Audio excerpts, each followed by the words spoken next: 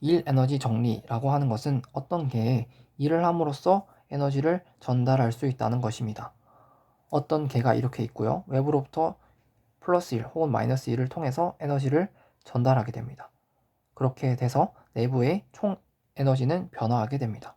그것을 나타낸 것이 아래의 식이고요. 일반적으로 나타냈을 때 전 에너지를 시스템에 전달할 수 있는 방법은 일, 열, 혹은 역학적 파동, 물질 전달, 전기송전, 전자기 복사 등의 방법이 있습니다. 하지만 일반적으로 일반 물리 1 혹은 동력학에서 주로 쓰이는 것은 일입니다. 때문에 오늘은 일에 대해서만 생각을 하도록 하겠습니다.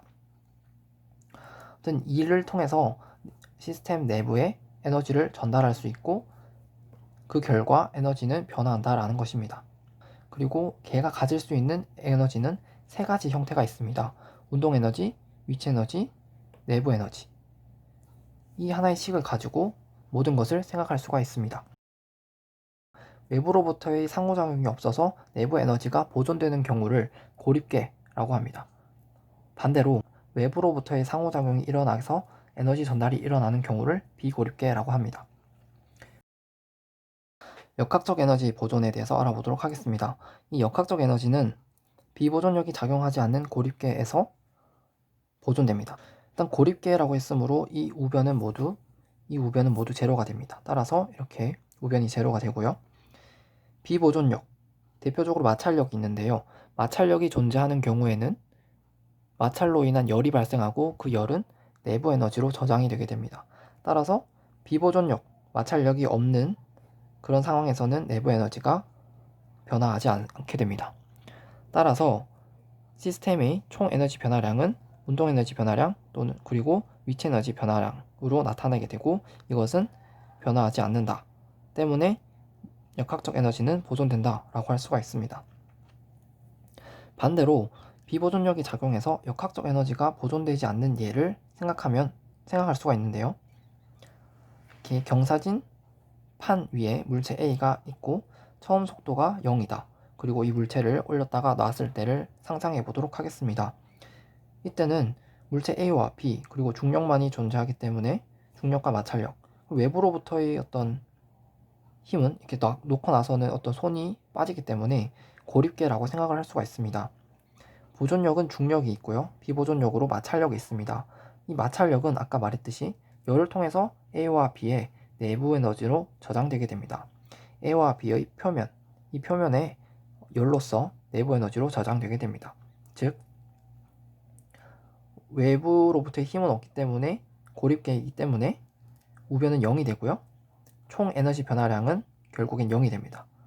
총 에너지는 보존되는데 그 총 에너지 변화량은 운동 에너지, 그리고 위치 에너지, 그리고 내부 에너지로 존재하게 됩니다. 즉 정지해 있던 물체 A가 갖고 있던 위치 에너지가 운동 에너지뿐만 아니라 내부 에너지 형태로 변환이 된다는 것이죠. 이렇게 높이 있던 물체가 떨어지면서 속도가 올라가게 되고 즉 운동 에너지가 올라가게 되고 마찰로 인한 열이 내부 에너지로 저장이 되면서 내부 에너지가 상승하게 됩니다. 따라서 총 에너지는 보존되지만 역학적 에너지는 보존되지 않는다는 것을 알 수가 있습니다. 보존력과 비보존력에 대해서 잠깐 더 알아보고 가도록 하겠습니다. 보존력은 특징이 있습니다. 보존력과 비보존력의 특징이 있습니다. 보존력은 경로에 무관하게 일을 한다라는 특징이 있고요. 비보존력은 경로에 의존하여 일을 한다라는 특징이 있습니다. 그리고 의미가 있습니다. 보존력은 역학적 에너지를 보존한다라는 의미가 있고 비보존력은 역학적 에너지를 보존하지 않는다라는 의미를 가집니다. 예를 들어 보면은 중력, 즉 보존력이 작용하는 경우에 B에 있던 물체가 A로 가는데 여러 가지 경로로 갔을 때 모두 다 이때의 위치 에너지는 mgH로 다 똑같습니다. 즉 경로를 어떤 경로를 가도 B에서 A로 갔을 때 이 A 위치에서의 위치 에너지는 똑같다. 즉 어떤 경로를 가든지 간에 위치 에너지는 똑같다. 경로에 무관하다 라고 할 수가 있습니다. 마찰력, 비보존력의 경우를 생각해 보도록 하겠습니다. 마찰력의 경우에는 1번 경로를 가든지 2번 경로를 가든지 간에 에너지가 똑같지가 않습니다.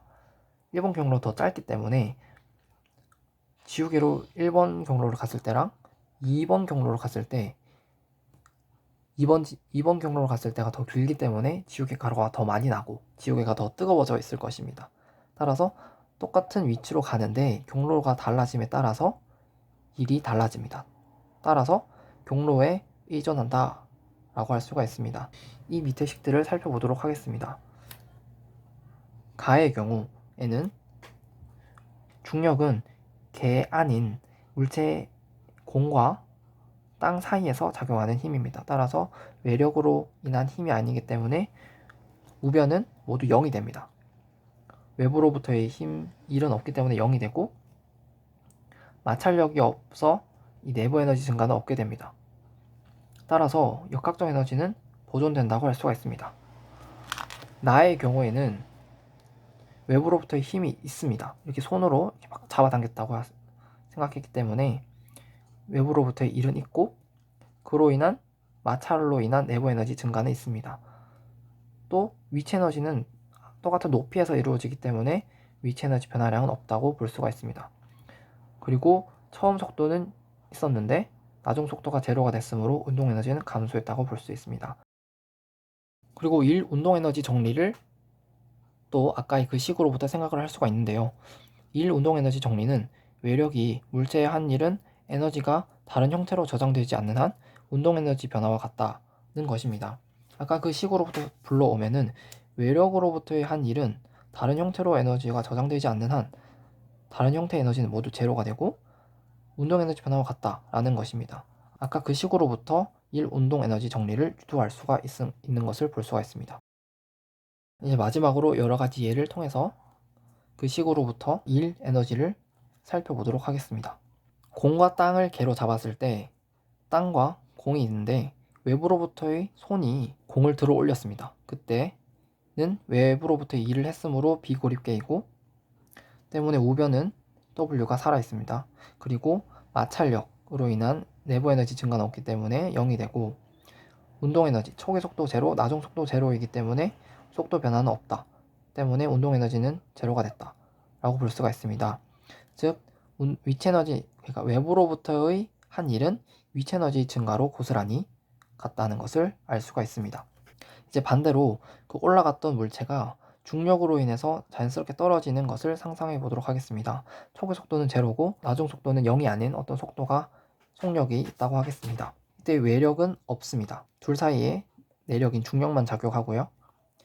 마찰력으로 인한 내부 에너지 증가는 마찰력이 없기 때문에 내부 에너지 증가는 없습니다. 따라서 초기에 있던 위치 에너지가 고스란히 운동 에너지로 변환된, 그래서 역학적 에너지가 보존된다는 것을 알 수가 있습니다. 다음으로 용수철과 공을 개로 잡았을 때를 보도록 하겠습니다. 용수철과 공을 개로 잡았을 때 이 중력 힘으로 인한 용수철이 늘어났습니다. 초기 속도는 제로고 나중 속도도 제로입니다. 외부로부터의 일은 없기 때문에 우변은 제로가 되고 비보존력으로 인한 내부 에너지 증가는 없기 때문에 0이 됩니다. 초기 속도는 제로이지만 나중 속도가 제로가 아니므로 운동 에너지는 증가했다고 볼 수가 있고 위치 에너지는 감소했습니다. 따라서 역학적 에너지는 보존됐습니다. 또 다른 예로 스프링의 그 물체를 손으로 잡고 천천히 내렸을 때를 상상해 보도록 하겠습니다. 이때는 초기 속도 제로, 나중 속도 제로입니다. 똑같이 D만큼 내려왔고요. 이때는 외부로부터 일을 했습니다. 때문에 0이 아닌 W가 살아있게 되고요. 마찰력으로 인한 내부 에너지 증가는 없기 때문에 내부 에너지 증가량은 제로가 되고 위치 에너지가 감소했는데 운동 에너지는 증가하지 않았습니다. 그대로 제로가 됐습니다. 따라서 역학적 에너지는 보존되지 않음을 볼 수가 있습니다. 역학적 에너지는 외부의 힘으로 인해서 변화한다는 것을 알 수가 있습니다. 마지막으로 어떤 땅 위에 물체가 있는데 마찰력이 없는 땅이라고 생각하도록 하겠습니다. 이때 외력 F로 물체를 잡아당겼습니다. 이때는 외력이 있기 때문에 비고립계로 생각할 수가 있습니다. 이때의 초기 속도는 제로고 힘으로 인해서 나중 속도는 제로가 아닌 상황을 보도록 하겠습니다. 이때는 외력으로 인한 일은 있고요. 내부 에너지는 증가하지 않습니다. 만약에 마찰이 있었다면 내부 에너지는 증가했겠죠. 그리고 운동 에너지는 초기에는 0이었지만 나중에는 더 커졌으므로 운동 에너지는 증가하게 됐습니다. 그리고 위치 에너지는 똑같은 수평면이기 때문에 제로가 되겠습니다. 따라서 외부로부터 1이 그대로 운동 에너지의 변화로 갔음을 알 수가 있습니다. 감사합니다.